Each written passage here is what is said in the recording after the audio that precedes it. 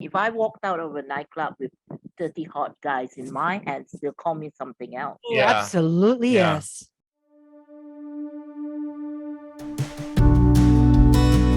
We think that we have changed a lot, or you know what, the world's a lot more progressive now here in Malaysia. But yeah, discrimination still happens. So what are the kind of things that you actually still face until today? And you're like, dude, in this day and age, this is still happening. Yeah. I was just having a mama discussion about that. Well, one of the things that when I started comedy, it was this stereotype because there were not many women doing comedy, right? Yeah. And because my jokes were very out there, they were very taboo. I was known as, oh, she can only do those type of jokes, right? So there was this, and at one period of time, there was this whole immersion of new stand-up comedians where you get your, the immersion of the Douglas Lim, the Dr. Jason, everyone else. And there was also a whole period where they were like, is Joanne Kam really doing stand-up comedy?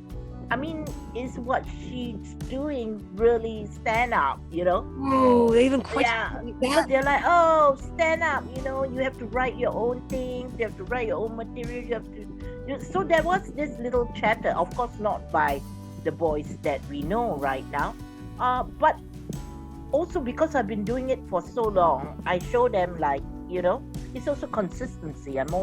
I'm there every year. I'm there with a new show, with new material, with new things, and I guess that's one way. It is true. Women really have to work 3 times. Yeah. How the guys, what the guys do, and the recognition they get is almost on par. Yeah.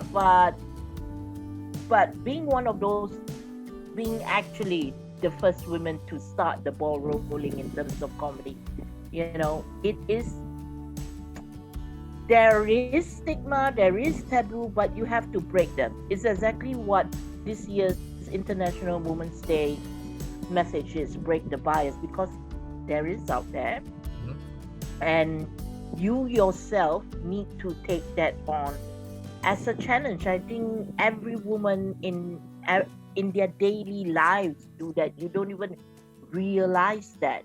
Aishah, I'm sure as well, when you first came into mix, I'm sure people are like, hey, Kena, it's like any woman that wants to go on stage, it's like, hey, boleh ke, and you realize it's always the guys asking. It's not another woman, it's always the guy. So could then we be pandering to all these egos that society has already put in place? Like, for example, I'm sure a couple of years ago, the guy who acted in Titanic, what's that? Leonardo DiCaprio. Leonardo walked out of nightclub with 30 girls in his hands. Okay, if I walked out of a nightclub with 30 hot guys in my hands, they'll call me something else. Oh, absolutely, yes. Yeah, but whoa, he walked out with 30 girls. He's a hero. He's the man's man. It's like, whoa, every guy want to be him. I'm like, yo. Wow. I've done that. Exactly. It's not 30, maybe 3, but okay.